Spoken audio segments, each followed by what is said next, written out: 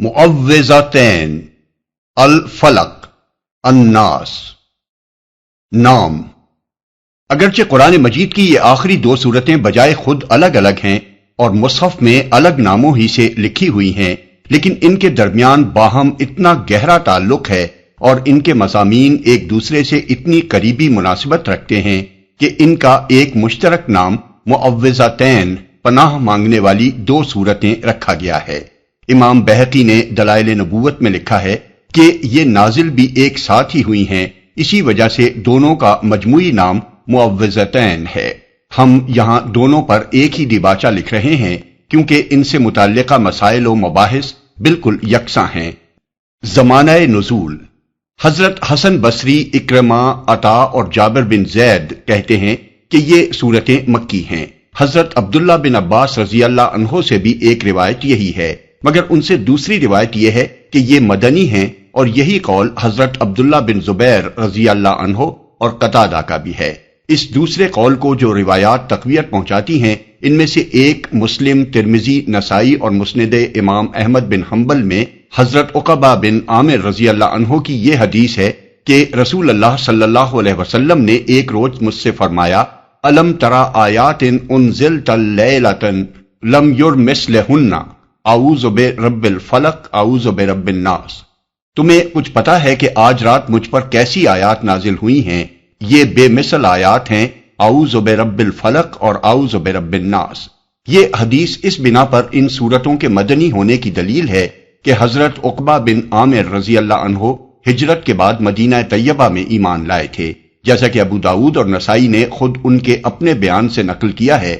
دوسری روایات جو اس قول کی تقویت کی موجب بنی ہیں وہ ابن سعد، محی السنہ بغوی، امام نصفی، امام بہقی، حافظ ابن حجر، حافظ بدر الدین عینی، عبد بن حمید وغیرہ ہم کی نقل کردہ یہ روایات ہیں کہ جب مدینے میں یہود نے رسول اللہ صلی اللہ علیہ وسلم پر جادو کیا تھا اور اس کے اثر سے حضور صلی اللہ علیہ وسلم بیمار ہو گئے تھے، اس وقت یہ صورتیں نازل ہوئی تھیں۔ ابن سعد نے واقدی کے حوالے سے بیان کیا ہے کہ یہ 7 ہجری کا واقعہ ہے۔ اسی بنا پر سفیان بن عیینہ نے بھی ان صورتوں کو مدنی کہا ہے۔ لیکن جیسا کہ ہم سورہ اخلاص کے دیباچے میں بیان کر چکے ہیں، کسی سورہ یا آیت کے متعلق جب یہ کہا جاتا ہے کہ وہ فلاں موقع پر نازل ہوئی تھی، تو اس کا مطلب لازماً یہی نہیں ہوتا کہ وہ پہلی مرتبہ اسی موقع پر نازل ہوئی تھی، بلکہ بعض اوقات ایسا ہوا ہے کہ ایک سورت یا آیت پہلے نازل ہو چکی ہوتی تھی، یا پھر کوئی خاص واقعہ یا صورتحال پیش آنے پر اللہ تعالیٰ کی طرف سے اسی کی طرف دوبارہ بلکہ کبھی کبھی بار بار حضور صلی اللہ علیہ وسلم کو توجہ دلائی جاتی تھی۔ ہمارے نزدیک ایسا ہی معاملہ معوذتین کا بھی ہے۔ ان کا مضمون صاف بتا رہا ہے کہ یہ ابتداً مکہ میں اس وقت نازل ہوئی ہوں گی جب وہاں حضور صلی اللہ علیہ وسلم کی مخالفت خوب زور پکڑ چکی تھی۔ بعد میں جب مدینہ طیبہ میں منافقین، یہود اور مشرکین کی مخالفت کے طوفان اٹھے تو حضور صلی اللہ علیہ وسلم کو پھر انہی دونوں صورتوں کے پڑھنے کی تلقین کی گئی،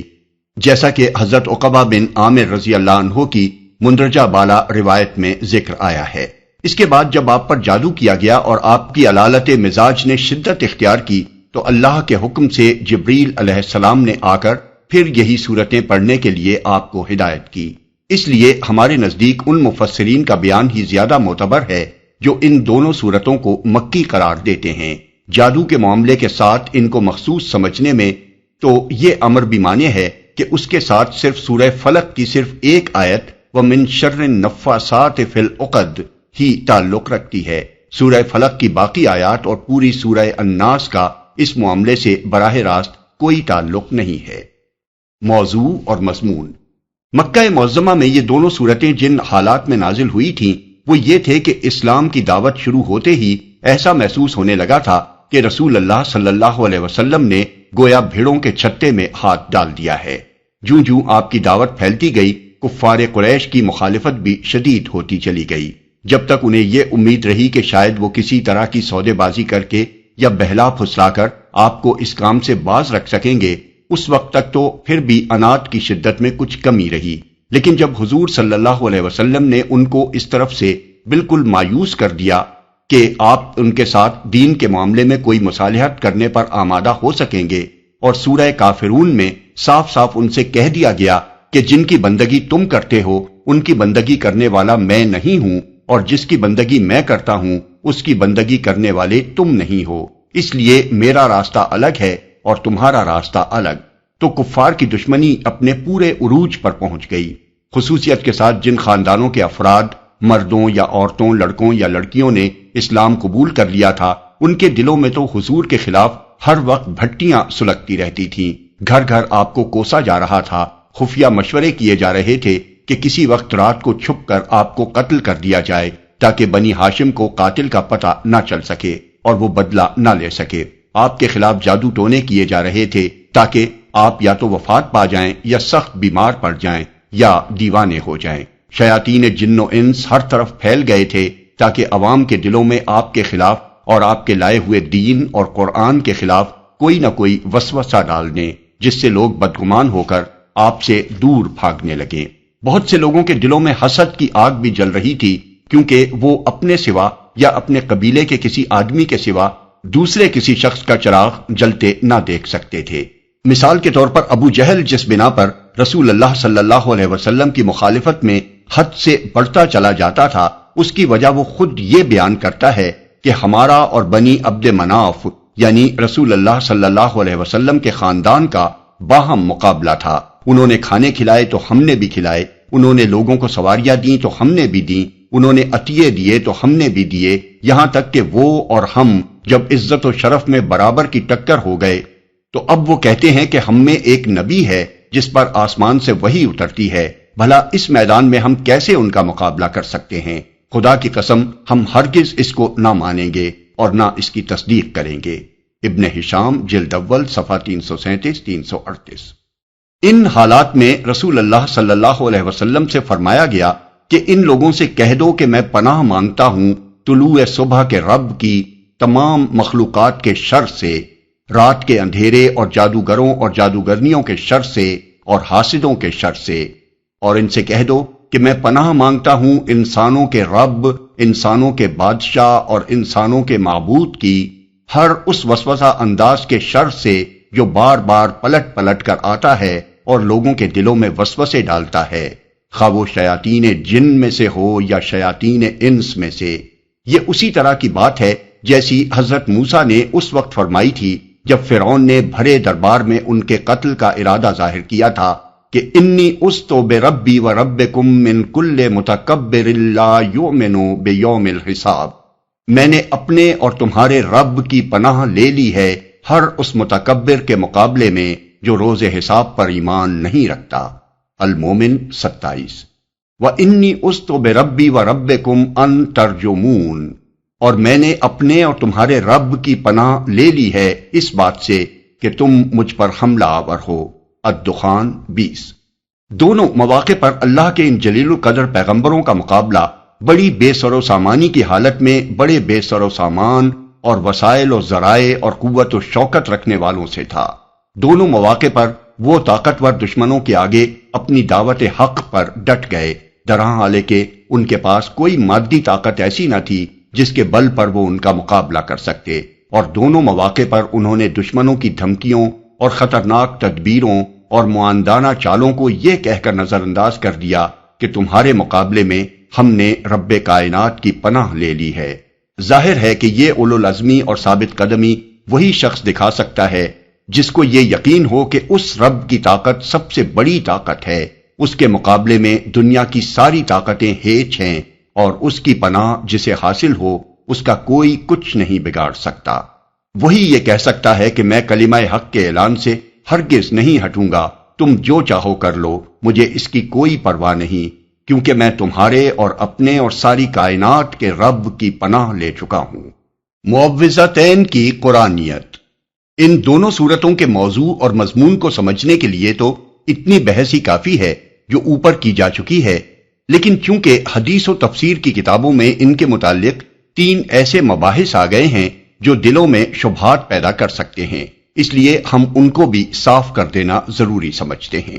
ان میں سے اولین قابل توجہ مسئلہ یہ ہے کہ آیا ان دونوں صورتوں کا قرآنی صورتیں ہونا قطعی طور پر ثابت ہے یا اس میں کسی شک کی گنجائش ہے؟ یہ سوال اس لیے پیدا ہوا کہ حضرت عبداللہ بن مسعود رضی اللہ عنہ جیسے عظیم المرتبہ صحابی سے متعدد روایتوں میں یہ بات منقول ہوئی ہے کہ وہ ان دونوں سورتوں کو قرآن کی سورتیں نہیں مانتے تھے اور اپنے مصحف سے انہوں نے ان کو ساقط کر دیا تھا۔ امام احمد، بزار، طبرانی، ابن مردوے، ابو یعلا، عبداللہ بن احمد بن حنبل، حمیدی، ابو نعیم، ابن حبان وغیرہ محدثین نے مختلف سندوں سے اور اکثر و بیشتر صحیح سندوں سے یہ بات حضرت ابن مسعود سے نقل کی ہے۔ ان روایات میں نہ صرف یہ کہا گیا ہے کہ وہ ان سورتوں کو مصحف سے ساقط کر دیتے تھے، بلکہ یہ بھی بیان کیا گیا ہے کہ وہ کہتے تھے قرآن کے ساتھ وہ چیزیں نہ ملاؤ جو قرآن کا جز نہیں ہیں، یہ دونوں قرآن میں شامل نہیں ہیں۔ یہ تو ایک حکم تھا جو نبی صلی اللہ علیہ وسلم کو دیا گیا تھا کہ آپ ان الفاظ میں خدا کی پناہ مانگیں۔ بعض روایات میں اس پر یہ اضافہ بھی ہے کہ وہ ان سورتوں کو نماز میں نہیں پڑھتے تھے۔ ان روایات کی بنا پر مخالفین اسلام کو قرآن کے بارے میں یہ شبہات ابھارنے کا موقع مل گیا کہ معاذ اللہ یہ کتاب تحریف سے محفوظ نہیں ہے، بلکہ اس میں جب یہ دو سورتیں ابن مسعود رضی اللہ عنہ جیسے صحابی کے بیان کے مطابق الحاقی ہیں تو نامعلوم اور کیا کیا حذف و اضافے اس کے اندر ہوئے ہوں گے۔ اس تان سے پیچھا چھڑانے کے لیے قاضی ابو بکر الباقلانی اور قاضی ایاز وغیرہ نے یہ تعویل کی ہے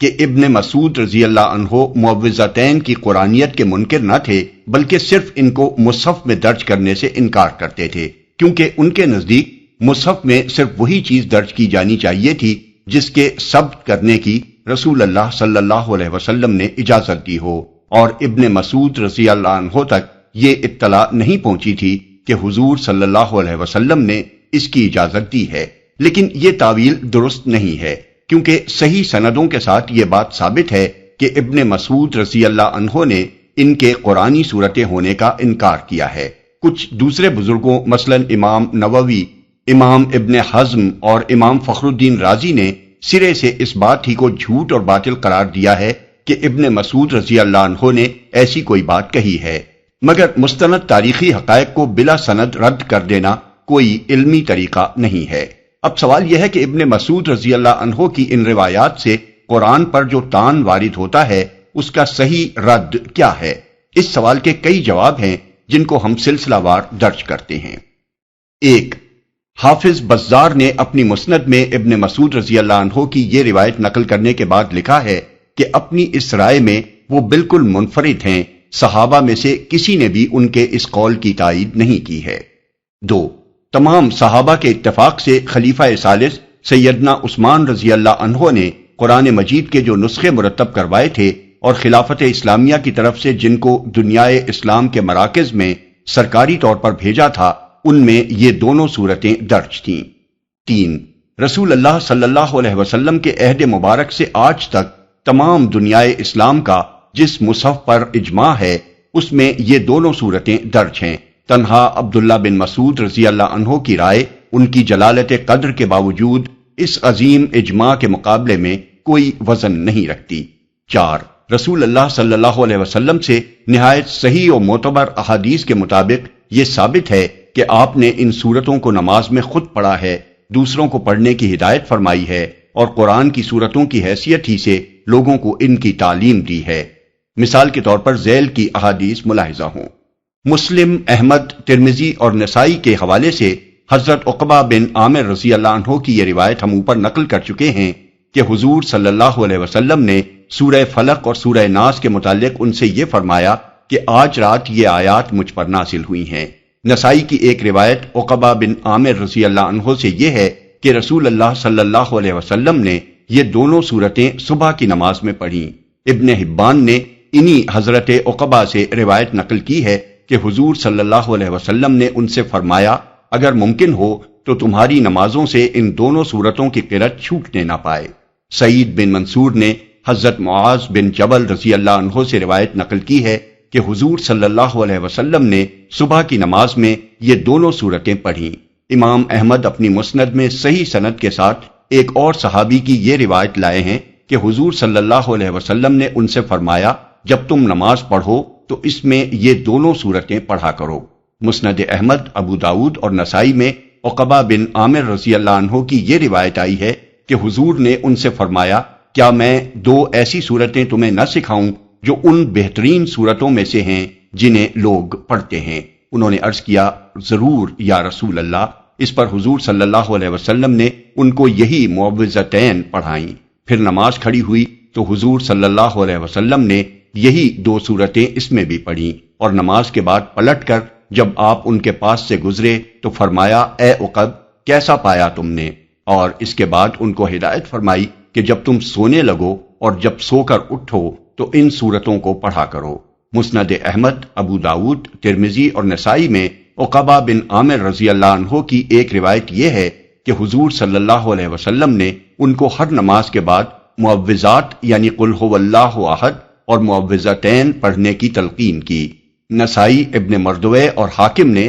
عقبہ بن عامر رضی اللہ عنہ کی یہ روایت بھی نقل کی ہے کہ ایک مرتبہ حضور صلی اللہ علیہ وسلم سواری پر چلے جا رہے تھے اور میں آپ کے قدم مبارک پر ہاتھ رکھے ہوئے ساتھ ساتھ چل رہا تھا۔ میں نے عرض کیا، مجھے سورہ ہود یا سورہ یوسف سکھا دیجئے۔ فرمایا، اللہ کے نزدیک بندے کے لیے قل اعوذ برب الفلق سے زیادہ نافع کوئی چیز نہیں ہے۔ عبداللہ بن عابس الجوہنی کی روایت نسائی، بیہقی، بغوی اور ابن سعد نے نقل کی ہے کہ حضور صلی اللہ علیہ وسلم نے مجھ سے فرمایا، ابن عابس، کیا میں تمہیں نہ بتاؤں کہ پناہ مانگنے والوں نے جتنی چیزوں کے ذریعے سے اللہ کی پناہ مانگی ہے ان میں سب سے افضل کون سی چیزیں ہیں؟ میں نے عرض کیا، ضرور یا رسول اللہ۔ فرمایا، قل اعوذ برب الفلق اور قل اعوذ برب الناس، یہ دونوں صورتیں۔ ابن مردوے نے حضرت ام سلمہ کی روایت نقل کی ہے کہ اللہ کو جو صورتیں سب سے زیادہ پسند ہیں وہ قل اعوذ برب الفلق اور قل اعوذ برب الناس ہیں۔ یہاں یہ سوال پیدا ہوتا ہے کہ حضرت عبداللہ بن مسعود رضی اللہ عنہ کو یہ غلط فہمی آخر کیسے لاحق ہوئی کہ یہ دونوں قرآن مجید کی صورتیں نہیں ہیں؟ اس کا جواب ہمیں 2 روایتوں کو جمع کر کے دیکھنے سے ملتا ہے۔ ایک یہ روایت کہ حضرت عبداللہ بن مسعود کہتے تھے کہ یہ تو ایک حکم تھا جو رسول اللہ صلی اللہ علیہ وسلم کو دیا گیا تھا کہ آپ اس طرح تعوذ کیا کریں۔ دوسری وہ روایت جو کئی مختلف سندوں سے امام بخاری نے صحیح البخاری میں، امام احمد نے اپنی مسند میں، حافظ ابو بکر الحمیدی نے اپنی مسند میں، ابو نعیم نے اپنی المستخرج میں اور نسائی نے اپنی سنن میں زر بن حبیش کے حوالے سے تھوڑے تھوڑے لفظی اختلاف کے ساتھ حضرت ابی بن کعب رضی اللہ عنہ سے، جو علم قرآن کے لحاظ سے صحابہ کرام میں ایک ممتاز مقام رکھتے تھے، نقل کی ہے۔ زر بن حبیش کا بیان ہے کہ میں نے حضرت ابی رضی اللہ عنہ سے کہا کہ آپ کے بھائی عبداللہ بن مسعود رضی اللہ عنہ ایسا اور ایسا کہتے ہیں، آپ ان کے اس قول کے متعلق کیا کہتے ہیں؟ انہوں نے جواب دیا کہ میں نے رسول اللہ صلی اللہ علیہ وسلم سے اس کے بارے میں سوال کیا تھا۔ حضور صلی اللہ علیہ وسلم نے فرمایا کہ مجھ سے کہا گیا قل، تو میں نے بھی کہا قل، اس لیے ہم بھی اسی طرح کہتے ہیں جس طرح حضور صلی اللہ علیہ وسلم کہتے تھے۔ امام احمد کی روایت میں حضرت ابی کے الفاظ یہ ہیں، میں شہادت دیتا ہوں کہ رسول اللہ صلی اللہ علیہ وسلم نے مجھے بتایا کہ جبریل علیہ السلام نے آپ سے قل اعوذ برب الفلق کہا تھا، اس لیے آپ نے بھی ایسا ہی کہا، اور انہوں نے قل اعوذ برب الناس کہا تھا، اس لیے آپ نے بھی ایسا ہی کہا، لہٰذا ہم بھی اسی طرح کہتے ہیں جس طرح حضور صلی اللہ علیہ وسلم نے کہا۔ ان دونوں روایتوں پر غور کیجئے تو معلوم ہوگا کہ حضرت عبداللہ بن مسعود رضی اللہ عنہ کو دونوں صورتوں میں لفظ قل یعنی کہو دیکھ کر یہ غلط فہمی ہوئی کہ رسول اللہ صلی اللہ علیہ وسلم کو اعوذ برب الفلق اور اعوذ برب الناس کہنے کا حکم دیا گیا تھا، لیکن انہوں نے حضور صلی اللہ علیہ وسلم سے اس کے متعلق سوال کرنے کی ضرورت محسوس نہ کی۔ حضرت ابی بن کعب رضی اللہ عنہ کے ذہن میں بھی اس کے متعلق سوال پیدا ہوا اور انہوں نے حضور صلی اللہ علیہ وسلم سے اس کو پوچھ لیا۔ حضور صلی اللہ علیہ وسلم نے بتایا کہ جبریل علیہ السلام نے چونکہ قل کہا تھا اس لیے میں بھی قل کہتا ہوں۔ اس بات کو یوں سمجھیے کہ اگر کسی کو حکم دینا مقصود ہو اور اس سے کہا جائے کہ کہو میں پناہ مانگتا ہوں، تو وہ حکم کی تعمیل میں یہ نہیں کہے گا کہ کہو میں پناہ مانگتا ہوں، بلکہ وہ کہو کا لفظ ساقط کر کے میں پناہ مانگتا ہوں کہے گا۔ بخلاف اس کے اگر کسی کو بالادست حاکم کا پیغامبر ان الفاظ میں پیغام پہنچائے کہ کہو میں پناہ مانگتا ہوں، اور یہ پیغام اسے اپنے تک رکھنے کے لیے نہیں بلکہ دوسروں تک پہنچانے کے لیے دیا جائے، تو وہ لوگوں تک پیغام کے الفاظ کو جوں کا توں پہنچائے گا، اس میں سے کوئی چیز ساقط کرنے کا مجاز نہ ہوگا۔ پس ان دونوں صورتوں کی ابتدا لفظ قل سے ہونا اس بات کا صریح ثبوت ہے کہ یہ کلام وحی ہے جسے حضور صلی اللہ علیہ وسلم انہی الفاظ میں پہنچانے کے پابند تھے جن الفاظ میں یہ آپ کو ملا تھا۔ اس کی حیثیت محض ایک حکم کی نہ تھی جو نبی صلی اللہ علیہ وسلم کو دیا گیا ہو۔ قرآن مجید میں ان دو صورتوں کے علاوہ 330 آیتیں ایسی ہیں جو لفظ قل یعنی کہو سے شروع ہوئی ہیں۔ ان سب میں قل کا ہونا اس بات کی علامت ہے کہ یہ کلام وحی ہے جسے انہی الفاظ میں پہنچانا حضور صلی اللہ علیہ وسلم کے ذمے فرض تھا جن الفاظ میں یہ آپ پر نازل کیا گیا تھا، ورنہ ہر جگہ قل اگر ایک حکم ہوتا تو حضور صلی اللہ علیہ وسلم اس لفظ کو ساقط کر کے وہ بات کہتے جس کے کہنے کا آپ کو حکم دیا گیا تھا، اور اسے قرآن میں درج نہ کیا جاتا، بلکہ حضور صلی اللہ علیہ وسلم صرف اس حکم کی تعمیل میں وہ بات کہہ دینے پر اکتفا فرماتے جسے کہنے کا آپ کو حکم دیا گیا تھا۔ اس مقام پر اگر آدمی کچھ غور کرے تو اس کی سمجھ میں یہ بات اچھی طرح آ سکتی ہے کہ صحابہ کرام کو بے خطا سمجھنا اور ان کی کسی بات کے لیے غلط کا لفظ سنتے ہی توہین صحابہ کا شور مچا دینا کس قدر بے جا حرکت ہے۔ یہاں آپ دیکھ رہے ہیں کہ حضرت عبداللہ بن مسعود رضی اللہ عنہ جیسے جلیل القدر صحابی سے قرآن کی دو صورتوں کے بارے میں کتنی بڑی چوک ہو گئی۔ ایسی چوک اگر اتنے عظیم مرتبے کے صحابی سے ہو سکتی ہے تو دوسروں سے بھی کوئی چوک ہو جانی ممکن ہے۔ ہم علمی تحقیق کے لیے اس کی چھان بین بھی کر سکتے ہیں اور کسی صحابی کی کوئی بات یا چند باتیں غلط ہوں تو انہیں غلط بھی کہہ سکتے ہیں۔ البتہ سخت ظالم ہوگا وہ شخص جو غلط کو غلط کہنے سے آگے بڑھ کر ان پر زبان تان دراز کرے۔ انہی معوذتین کے بارے میں مفسرین و محدثین نے ابن مسعود رضی اللہ عنہ کی رائے کو غلط کہا ہے، مگر کسی نے یہ کہنے کی جرأت نہیں کی کہ قرآن کی دو صورتوں کا انکار کر کے معاذ اللہ وہ کافر ہو گئے تھے۔ حضور صلی اللہ علیہ وسلم پر جادو کا اثر ہونا۔ دوسرا مسئلہ جو ان صورتوں کے معاملے میں پیدا ہوتا ہے وہ یہ ہے کہ روایات کی روح سے حضور صلی اللہ علیہ وسلم پر جادو کیا گیا تھا اور اس کے اثر سے آپ بیمار ہو گئے تھے، اور اس اثر کو دور کرنے کے لیے جبریل علیہ السلام نے آ کر آپ کو یہ صورتیں پڑھنے کی ہدایت کی تھی۔ اس پر قدیم اور جدید زمانے کے بہت سے عقلیت پسندوں نے اعتراض کیا ہے کہ یہ روایات اگر مان لی جائیں تو شریعت ساری کی ساری مشتبہ ہو جاتی ہے، کیونکہ اگر نبی پر جادو کا اثر ہو سکتا تھا اور ان روایات کی روح سے ہو گیا تھا تو ہم نہیں کہہ سکتے کہ مخالفین نے جادو کے زور پر نبی سے کیا کیا کہلوا اور کروا لیا ہو، اور اس کی دی ہوئی تعلیم میں کتنی چیزیں خدا کی طرف سے ہوں اور کتنی جادو کے زیر اثر۔ یہی نہیں بلکہ وہ کہتے ہیں کہ اس بات کو سچ مان لینے کے بعد تو یہ بھی نہیں کہا جا سکتا کہ جادو ہی کے ذریعے سے نبی کو نبوت کے دعوے پر اکسایا گیا ہو اور نبی نے غلط فہمی میں مبتلا ہو کر یہ سمجھ لیا ہو کہ اس کے پاس فرشتہ آیا ہے۔ ان کا استدلال یہ بھی ہے کہ یہ احادیث قرآن مجید سے متصادم ہیں۔ قرآن میں تو کفار کا یہ الزام بیان کیا گیا ہے کہ نبی ایک مسحور یعنی سحر زدہ آدمی ہے۔ یقول الظالمون ان تتبعون الا رجلا مسحورا، بنی اسرائیل 47۔ مگر یہ احادیث کفار کے الزام کی تصدیق کرتی ہیں کہ واقعی نبی پر سحر کا اثر ہوا تھا۔ اس مسئلے کی تحقیق کے لیے ضروری ہے کہ سب سے پہلے یہ دیکھا جائے کہ کیا در حقیقت مستند تاریخی روایات کی روح سے یہ ثابت ہے کہ رسول اللہ صلی اللہ علیہ وسلم پر جادو کا اثر ہوا تھا،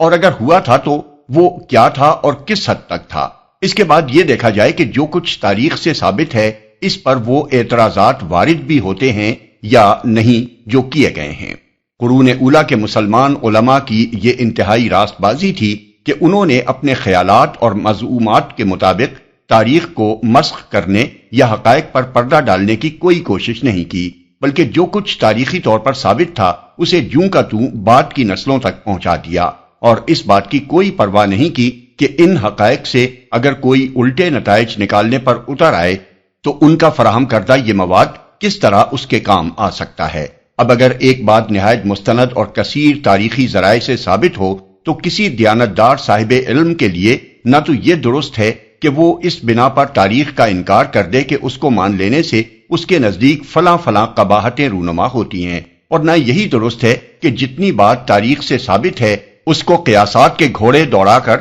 اس کی اصلی حد سے پھیلانے اور بڑھانے کی کوشش کرے، اس کے بجائے اس کا کام یہ ہے کہ تاریخ کو تاریخ کی حیثیت سے مان لے اور پھر دیکھے کہ اس سے فی الواقع کیا ثابت ہوتا ہے اور کیا نہیں ہوتا۔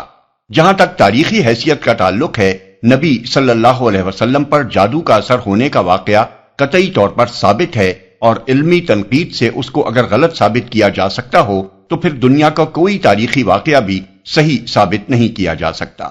اسے حضرت عائشہ رضی اللہ عنہا، حضرت زید بن ارقم رضی اللہ عنہ اور حضرت عبداللہ بن عباس رضی اللہ عنہ سے بخاری، مسلم، نسائی، ابن ماجہ، ابن احمد، عبد الرزاق، حمیدی، بیہقی، طبرانی، ابن سعد، ابن مردوے، ابن ابی شیبہ، حاکم، عبد بن حمید وغیرہ محدثین نے اتنی مختلف اور کثیر التعداد سندوں سے نقل کیا ہے کہ اس کا نفس مضمون تواتر کی حد کو پہنچا ہوا ہے۔ اگرچہ ایک ایک روایت بجائے خود خبر واحد ہے، اس کی تفصیلات جو روایات میں آئی ہیں انہیں ہم مجموعی طور پر تمام روایات سے مرتب کر کے ایک مربوط واقعے کی صورت میں یہاں درج کرتے ہیں۔ صلح حدیبیہ کے بعد جب نبی صلی اللہ علیہ وسلم مدینہ واپس تشریف لائے تو محرم 7 ہجری میں خیبر سے یہودیوں کا ایک وفد مدینے آیا اور ایک مشہور جادوگر لبید بن عاصم سے ملا جو انصار کے قبیلہ بنی زریق سے تعلق رکھتا تھا۔ بعض راویوں نے اسے یہودی کہا ہے اور بعض نے منافق اور یہود کا حلیف، لیکن اس پر سب متفق ہیں کہ وہ بنی زریق میں سے تھا، اور یہ سب کو معلوم ہے کہ بنی زریق یہودیوں کا کوئی قبیلہ نہ تھا بلکہ خزرج میں سے انصار کا ایک قبیلہ تھا۔ اس لیے یا تو وہ ان لوگوں میں سے تھا جو اہل مدینہ میں سے یہودی ہو گئے تھے، یا یہود کا حلیف ہونے کی بنا پر بعض لوگوں نے اسے بھی یہودی شمار کر لیا۔ تاہم اس کے لیے منافق کا لفظ استعمال ہونے سے یہ معلوم ہوتا ہے کہ بظاہر وہ مسلمان بنا ہوا تھا۔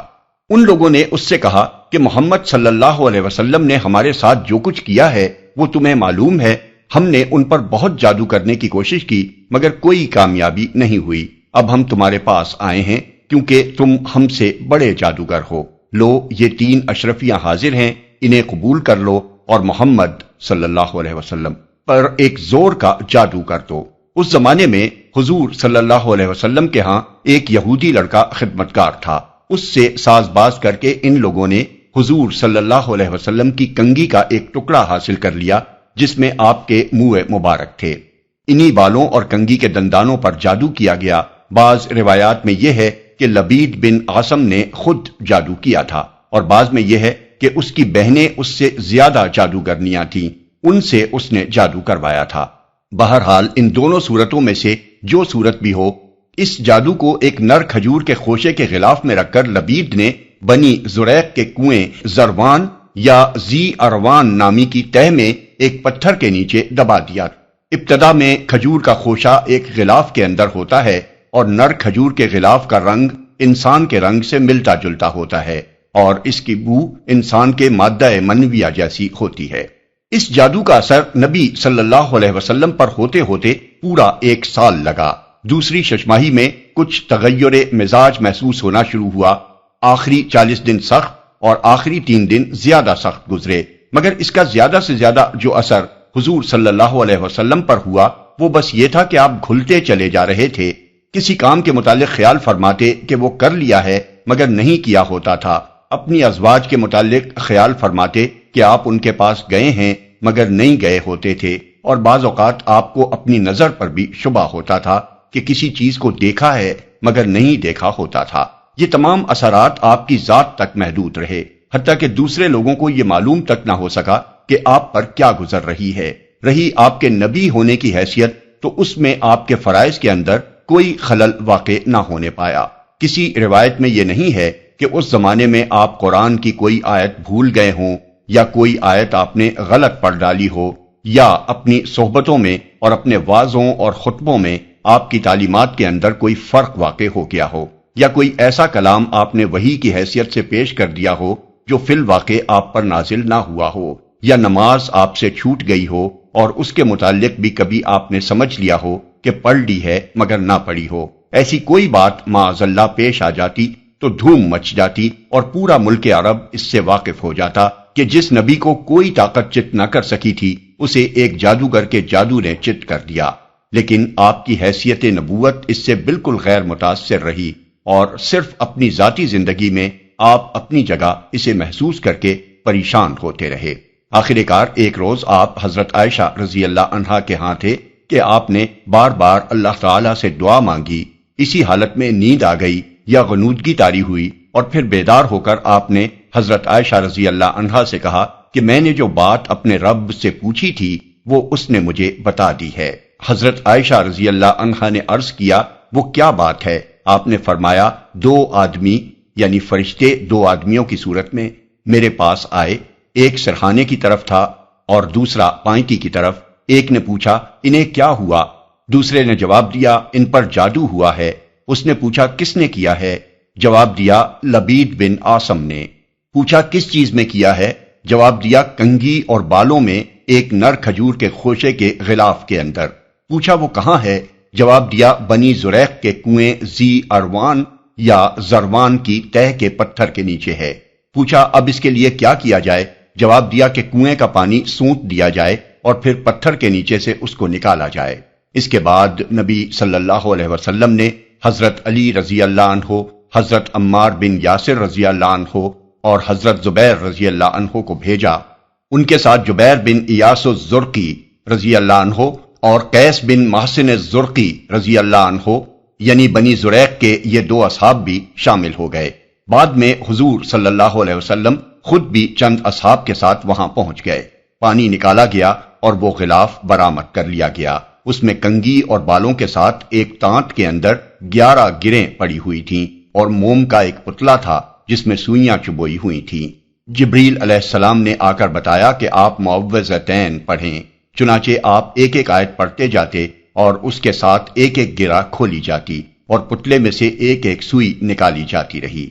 خاتمے تک پہنچتے ہی ساری گریں کھل گئیں، ساری سوئیاں نکل گئیں اور آپ جادو کے اثر سے نکل کر بالکل ایسے ہو گئے جیسے کوئی شخص بندھا ہوا تھا، پھر کھل گیا۔ اس کے بعد آپ نے لبید کو بلا کر باز پرس کی۔ اس نے اپنے قصور کا اعتراف کر لیا اور آپ نے اس کو چھوڑ دیا، کیونکہ اپنی ذات کے لیے آپ نے کبھی کسی سے انتقام نہیں لیا۔ یہی نہیں بلکہ آپ نے اس معاملے کا چرچا کرنے سے بھی یہ کہہ کر انکار کر دیا کہ مجھے اللہ نے شفا دے دی ہے، اب میں نہیں چاہتا کہ کسی کے خلاف لوگوں کو بھڑکاؤں۔ یہ ہے سارا قصہ اس جادو کا۔ اس میں کوئی چیز ایسی نہیں ہے جو آپ کے منصب نبوت میں قادح ہو۔ ذاتی حیثیت سے اگر آپ کو زخمی کیا جا سکتا تھا جیسا کہ جنگ احد میں ہوا، اگر آپ گھوڑے سے گر کر چوٹ کھا سکتے تھے جیسا کہ احادیث سے ثابت ہے، اگر آپ کو بچھو کاٹ سکتا تھا جیسا کہ کچھ اور احادیث میں وارد ہوا ہے، اور ان میں سے کوئی چیز بھی اس تحفظ کے منافی نہیں ہے جس کا نبی ہونے کی حیثیت سے اللہ تعالیٰ نے آپ سے وعدہ کیا تھا، تو آپ اپنی ذاتی حیثیت میں جادو کے اثر سے بیمار بھی ہو سکتے تھے۔ نبی پر جادو کا اثر ہو سکتا ہے، یہ بات تو قرآن مجید سے بھی ثابت ہے۔ سورہ اعراف میں فرعون کے جادوگروں کے متعلق بیان ہوا ہے کہ حضرت موسیٰ کے مقابلے میں جب وہ آئے تو انہوں نے 1000 آدمیوں کے اس پورے مجمع کی نگاہوں پر جادو کر دیا جو وہاں دونوں کا مقابلہ دیکھنے کے لیے جمع ہوا تھا۔ سحروا اعین الناس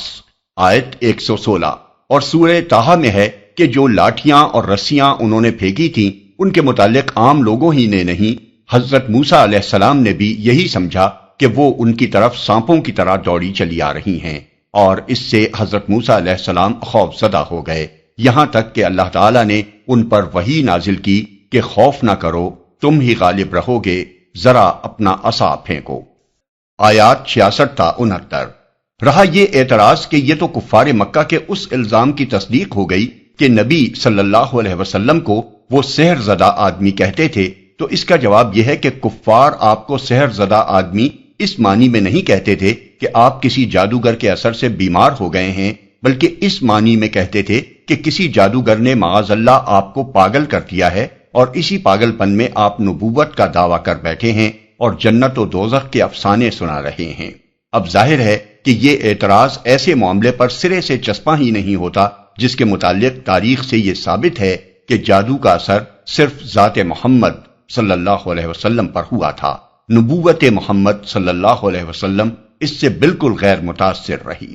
اس سلسلے میں یہ بات بھی قابل ذکر ہے کہ جو لوگ جادو کو محض اوہام کے قبیل کی چیز قرار دیتے ہیں، ان کی یہ رائے صرف اس وجہ سے ہے کہ جادو کے اثرات کی کوئی سائنٹیفک توجیہ نہیں کی جا سکتی، لیکن دنیا میں بہت سی چیزیں ایسی ہیں جو تجربے اور مشاہدے میں آتی ہیں، مگر سائنٹیفک طریقے سے یہ بیان نہیں کیا جا سکتا کہ وہ کیسے رونما ہوتی ہیں۔ اس طرح کی توجیہ پر اگر ہم قادر نہیں ہیں تو اس سے یہ لازم نہیں آتا کہ اس چیز ہی کا انکار کر دیا جائے جس کی ہم توجیہ نہیں کر سکتے۔ جادو دراصل ایک نفسیاتی اثر ہے جو نفس سے گزر کر جسم کو بھی اسی طرح متاثر کر سکتا ہے جس طرح جسمانی اثرات جسم سے گزر کر نفس کو متاثر کرتے ہیں۔ مثال کے طور پر خوف ایک نفسیاتی چیز ہے، مگر اس کا اثر جسم پر یہ ہوتا ہے کہ رونگٹے کھڑے ہو جاتے ہیں اور بدن میں تھر تھری چھوٹ جاتی ہے۔ دراصل جادو سے حقیقت تبدیل نہیں ہوتی، مگر انسان کا نفس اور اس کے حواس اس سے متاثر ہو کر یہ محسوس کرنے لگتے ہیں کہ حقیقت تبدیل ہو گئی ہے۔ حضرت موسیٰ علیہ السلام کی طرف جادوگروں نے جو لاٹھیاں اور رسیاں پھینکی تھیں وہ واقعی سانپ نہیں بن گئی تھیں، لیکن ہزاروں کے مجمع کی آنکھوں پر ایسا جادو ہوا کہ سب نے انہیں سانپ ہی محسوس کیا، اور حضرت موسیٰ علیہ السلام تک کے حواس جادو کی اس تاثیر سے محفوظ نہ رہ سکے۔ اسی طرح قرآن البقرہ آیت 102 میں بیان کیا گیا ہے کہ بابل میں ہاروت اور ماروت سے لوگ ایسا جادو سیکھتے تھے جو شوہر اور بیوی میں جدائی ڈال دے۔ یہ بھی ایک نفسیاتی اثر تھا، اور ظاہر ہے کہ اگر تجربے سے لوگوں کو اس عمل کی کامیابی معلوم نہ ہوتی تو وہ اس کے خریدار نہ بن سکتے تھے۔ بلا شبہ یہ بات اپنی جگہ بالکل درست ہے کہ بندوق کی گولی اور ہوائی جہاز سے گرنے والے بم کی طرح جادو کا مؤثر ہونا بھی اللہ کے اذن کے بغیر ممکن نہیں ہے، مگر جو چیز ہزار سال سے انسان کے تجربے اور مشاہدے میں آ رہی ہو اس کے وجود کو جھٹلا دینا محض ایک ہٹ دھرمی ہے۔ اسلام میں جھاڑ پھونک کی حیثیت۔ تیسرا مسئلہ ان صورتوں کے معاملے میں یہ پیدا ہوتا ہے کہ آیا جھاڑ پھونک کی اسلام میں کوئی گنجائش ہے، اور یہ کہ جھاڑ پھونک بجائے خود مؤثر بھی ہے یا نہیں۔ یہ سوال اس لیے پیدا ہوتا ہے کہ بکثرت صحیح احادیث میں یہ ذکر آیا ہے کہ رسول اللہ صلی اللہ علیہ وسلم ہر رات کو سوتے وقت اور خاص طور پر بیماری کی حالت میں معوذتین یا بعض روایات کے مطابق معوذات یعنی قل ہو اللہ اور معوذتین 3 مرتبہ پڑھ کر اپنے دونوں ہاتھوں میں پھونکتے اور سر سے لے کر پاؤں تک پورے جسم پر جہاں جہاں تک بھی آپ کے ہاتھ پہنچ سکتے انہیں پھیرتے تھے۔ آخری بیماری میں جب آپ کے لیے خود ایسا کرنا ممکن نہ رہا تو حضرت عائشہ رضی اللہ عنہا نے یہ صورتیں بطور خود یا حضور صلی اللہ علیہ وسلم کے حکم سے پڑھی اور آپ کے دست مبارک کی برکت کے خیال سے آپ ہی کے ہاتھ لے کر آپ کے جسم پر پھیرے۔ اس مضمون کی روایات صحیح سندوں کے ساتھ بخاری، مسلم، نسائی، ابن ماجہ، ابو داود اور موطا امام مالک میں خود حضرت عائشہ سے مروی ہیں، جن سے بڑھ کر کوئی بھی حضور صلی اللہ علیہ وسلم کی خانگی زندگی سے واقف نہ ہو سکتا تھا۔ اس معاملے میں پہلے مسئلہ شرعی اچھی طرح سمجھ لینا چاہیے۔ احادیث میں حضرت عبداللہ بن عباس رضی اللہ عنہ کی طویل روایت آئی ہے جس کے آخر میں حضور صلی اللہ علیہ وسلم فرماتے ہیں کہ میری امت کے وہ لوگ بلا حساب جنت میں داخل ہوں گے جو نہ داغنے کا علاج کراتے ہیں، نہ جھاڑ پھونک کراتے ہیں، نہ فال لیتے ہیں، بلکہ اپنے رب پر توکل کرتے ہیں۔ مسلم۔ حضرت مغیرہ بن شعبہ رضی اللہ عنہ کی روایت ہے کہ حضور صلی اللہ علیہ وسلم نے فرمایا جس نے داغنے سے علاج کرایا اور جھاڑ پھونک کرائی وہ اللہ پر توکل سے بے تعلق ہو گیا۔ ترمذی۔ حضرت عبداللہ بن مسعود رضی اللہ عنہ کی روایت ہے کہ رسول اللہ صلی اللہ علیہ وسلم 10 چیزوں کو ناپسند فرماتے تھے جن میں سے ایک جھاڑ پھونک بھی ہے سوائے معوذتین یا معوذات کے۔ ابو داود، احمد، نسائی، ابن حبان، حاکم۔ بعض احادیث سے یہ بھی معلوم ہوتا ہے کہ ابتدا میں حضور صلی اللہ علیہ وسلم نے جھاڑ پھونک سے بالکل منع فرما دیا تھا، لیکن بعد میں اس شرط کے ساتھ اس کی اجازت دے دی کہ اس میں شرک نہ ہو، اللہ کے پاک ناموں یا اس کے کلام سے جھاڑا جائے، کلام ایسا ہو جو سمجھ میں آئے اور یہ معلوم کیا جا سکے کہ اس میں کوئی گناہ کی چیز نہیں ہے، اور بھروسہ جھاڑ پھونک پر نہ کیا جائے کہ وہ بجائے خود شفا دینے والی ہے، بلکہ اللہ پر اعتماد کیا جائے کہ وہ چاہے گا تو اسے نافع بنا دے گا۔ یہ مسئلہ شرعی واضح ہو جانے کے بعد اب دیکھیے کہ احادیث اس بارے میں کیا کہتی ہیں۔ طبرانی نے صغیر میں حضرت علی رضی اللہ عنہ کی روایت نقل کی ہے کہ حضور صلی اللہ علیہ وسلم کو ایک دفعہ نماز کی حالت میں بچھو نے کاٹ لیا۔ جب آپ نماز سے فارغ ہوئے تو فرمایا بچھو پر خدا کی لعنت، یہ نہ کسی نمازی کو چھوڑتا ہے نہ کسی اور کو۔ پھر پانی اور نمک منگوایا، اور جہاں بچھو نے کاٹا تھا وہاں آپ نمکین پانی ملتے جاتے تھے اور قل یا ایھا الکافرون، قل ھو اللہ احد، قل اعوذ برب الفلق اور قل اعوذ برب الناس پڑھتے جاتے تھے۔ ابن عباس کی یہ روایت بھی احادیث میں آئی ہے کہ نبی صلی اللہ علیہ وسلم حضرت حسن رضی اللہ عنہ اور حضرت حسین رضی اللہ عنہ پر یہ دعا پڑھتے تھے: اعیذکما بکلمات اللہ التامۃ من کل شیطان وہامۃ ومن کل عین لامۃ۔ میں تم کو اللہ کے بے عیب کلمات کی پناہ میں دیتا ہوں ہر شیطان اور موذی سے اور ہر نظر بد سے۔ بخاری، مسند احمد، ترمذی اور ابن ماجہ۔ عثمان بن ابی العاص الثقفی کے متعلق مسلم، موطا، طبرانی اور حاکم میں تھوڑے لفظی اختلاف کے ساتھ یہ روایت آئی ہے کہ انہوں نے رسول اللہ صلی اللہ علیہ وسلم سے شکایت کی کہ میں جب سے مسلمان ہوا ہوں مجھے ایک درد محسوس ہوتا ہے جو مجھ کو مارے ڈالتا ہے۔ آپ نے فرمایا اپنا سیدھا ہاتھ اس جگہ پر رکھو جہاں درد ہوتا ہے، پھر 3 مرتبہ بسم اللہ کہو اور 7 مرتبہ یہ کہتے ہوئے ہاتھ پھیرو کہ اعوذ باللہ وقدرتہ من شر ما اجد واحاذر۔ میں اللہ اور اس کی قدرت کی پناہ مانگتا ہوں اس چیز کے شر سے جس کو میں محسوس کرتا ہوں اور جس کے لاحق ہونے کا مجھے خوف ہے۔ موطا میں اس پر یہ اضافہ ہے کہ عثمان بن ابی العاص رضی اللہ عنہ نے کہا کہ اس کے بعد میرا وہ درد جاتا رہا اور اسی چیز کی تعلیم میں اپنے گھر والوں کو دیتا ہوں۔ مسند احمد طحاوی میں طلق بن علی رضی اللہ عنہ کی روایت ہے کہ مجھے رسول اللہ صلی اللہ علیہ وسلم کی موجودگی میں بچھو نے کاٹ لیا۔ حضور صلی اللہ علیہ وسلم نے مجھ پر پڑھ کر پھونکا اور اس جگہ پر ہاتھ پھیرا۔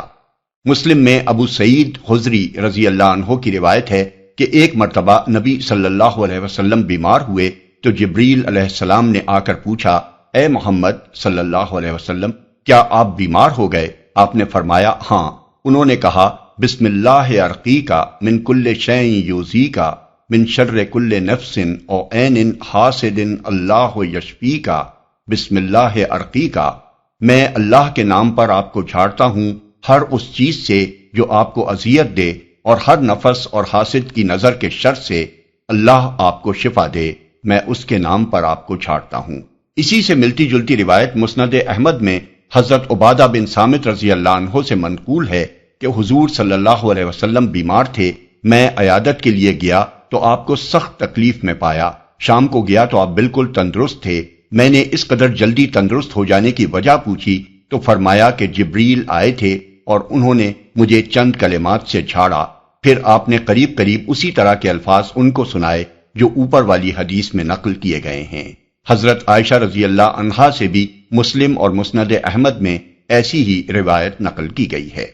امام احمد نے اپنی مسند میں حضرت حفصہ رضی اللہ عنہا ام المومنین کی روایت نقل کی ہے کہ ایک روز نبی صلی اللہ علیہ وسلم میرے ہاں آئے اور میرے پاس ایک خاتون شفا نامی بیٹھی تھی جو نملہ یعنی ذباب کو جھاڑا کرتی تھیں۔ ان خاتون کا اصل نام لیلا تھا مگر شفا بنت عبداللہ رضی اللہ عنہا کے نام سے مشہور تھیں۔ ہجرت سے پہلے ایمان لائیں۔ قریش کے خاندان بنی عدی سے ان کا تعلق تھا۔ یہ وہی خاندان ہے جس کے ایک فرد حضرت عمر رضی اللہ عنہ تھے۔ اس طرح یہ حضرت حفصہ رضی اللہ عنہا کی رشتہ دار ہوتی تھیں۔ حضور صلی اللہ علیہ وسلم نے فرمایا حفصہ رضی اللہ عنہا کو بھی وہ عمل سکھا دو۔ خود شفا رضی اللہ عنہا بنت عبداللہ کی یہ روایت امام احمد، ابو داؤد اور نسائی نے نقل کی ہے کہ حضور صلی اللہ علیہ وسلم نے مجھ سے فرمایا کہ تم نے حفصہ کو جس طرح لکھنا پڑھنا سکھایا ہے نملہ کا جھاڑنا بھی سکھا دو۔ مسلم میں عوف بن مالک رضی اللہ عنہ اشجعی کی روایت ہے کہ جاہلیت کے زمانے میں ہم لوگ جھاڑ پھونک کیا کرتے تھے۔ ہم نے رسول اللہ صلی اللہ علیہ وسلم سے پوچھا کہ اس معاملے میں حضور صلی اللہ علیہ وسلم کی رائے کیا ہے؟ حضور صلی اللہ علیہ وسلم نے فرمایا جن چیزوں سے تم جھاڑتے تھے وہ میرے سامنے پیش کرو، جھاڑنے میں مذائقہ نہیں جب تک اس میں شرک نہ ہو۔ مسلم، مسند احمد اور ابن ماجہ میں حضرت جابر بن عبداللہ رضی اللہ عنہ کی روایت ہے کہ رسول اللہ صلی اللہ علیہ وسلم نے جھاڑ پھونک سے روک دیا تھا۔ پھر حضرت عمر بن حزم کے خاندان کے لوگ آئے اور کہا کہ ہمارے پاس ایک عمل تھا جس سے ہم بچھو یا سانپ کاٹے کو جھاڑتے تھے مگر آپ نے اس کام سے منع فرما دیا ہے۔ پھر انہوں نے وہ چیز آپ کو سنائی جو وہ پڑھتے تھے۔ آپ نے فرمایا اس میں تو کوئی مذائقہ میں نہیں پاتا، تم میں سے جو شخص اپنے کسی بھائی کو فائدہ پہنچا سکتا ہے وہ ضرور پہنچائے۔ جابر بن عبداللہ رضی اللہ عنہ کی دوسری حدیث مسلم میں یہ ہے کہ آل حزم کے پاس سانپ کاٹے کا عمل تھا اور حضور صلی اللہ علیہ وسلم نے ان کو اس کی اجازت دے دی۔ اس کی تائید مسلم، مسند احمد اور ابن ماجہ میں حضرت عائشہ رضی اللہ عنہا کی یہ روایت بھی کرتی ہے کہ حضور صلی اللہ علیہ وسلم نے انصار کے ایک خاندان کو ہر زہریلے جانور کے کانٹے کو جھاڑنے کی اجازت مرحمت فرمائی۔ مسند احمد اور ترمذی اور مسلم اور ابن ماجہ میں حضرت انس رضی اللہ عنہ سے بھی اس سے ملتی جلتی روایات نقل کی گئی ہیں، جن میں حضور صلی اللہ علیہ وسلم نے زہریلے جانوروں کے کانٹے اور ذباب کے مرض اور نظر بد کے جھاڑنے کی اجازت دی۔ مسند احمد، ترمذی، ابن ماجہ اور حاکم نے حضرت عمیر رضی اللہ عنہ مولا ابی الرحم سے یہ روایت کی ہے کہ جاہلیت کے زمانے میں میرے پاس ایک عمل تھا جس سے میں جھاڑا کرتا تھا۔ میں نے رسول اللہ صلی اللہ علیہ وسلم کے سامنے اسے پیش کیا۔ آپ نے فرمایا فلاں فلاں چیزیں اس میں سے نکال دو، باقی سے تم جھاڑ سکتے ہو۔ موطا میں ہے کہ حضرت ابو بکر رضی اللہ عنہ اپنی صاحبزادی حضرت عائشہ رضی اللہ عنہا کے گھر تشریف لے گئے تو دیکھا کہ وہ بیمار ہیں اور ایک یہودیہ ان کو جھاڑ رہی ہے۔ اس پر انہوں نے فرمایا کہ کتاب اللہ پڑھ کر جھاڑ۔ اس سے معلوم ہوا کہ اہل کتاب اگر تورات یا انجیل کی آیات پڑھ کر جھاڑیں تب بھی یہ جائز ہے۔ رہا یہ سوال کہ آیا جھاڑ پھونک مفید بھی ہے یا نہیں، تو اس کا جواب یہ ہے کہ رسول اللہ صلی اللہ علیہ وسلم نے دوا اور علاج سے نہ صرف یہ کہ کبھی منع نہیں فرمایا بلکہ خود فرمایا کہ ہر مرض کی دوا اللہ نے پیدا کی ہے اور تم لوگ دوا کیا کرو۔ حضور صلی اللہ علیہ وسلم نے خود لوگوں کو بعض امراض کے علاج بتائے، جیسا کہ احادیث میں کتاب الطب کو دیکھنے سے معلوم ہو سکتا ہے، لیکن دوا بھی اللہ ہی کے حکم اور اذن سے نافع ہوتی ہے، ورنہ اگر دوا اور طبی معالجہ ہر حال میں نافع ہوتا تو ہسپتالوں میں کوئی نہ مرتا۔ اب اگر دوا اور علاج کرنے کے ساتھ اللہ کے کلام اور اس کے اسماء حسنہ سے بھی استفادہ کیا جائے،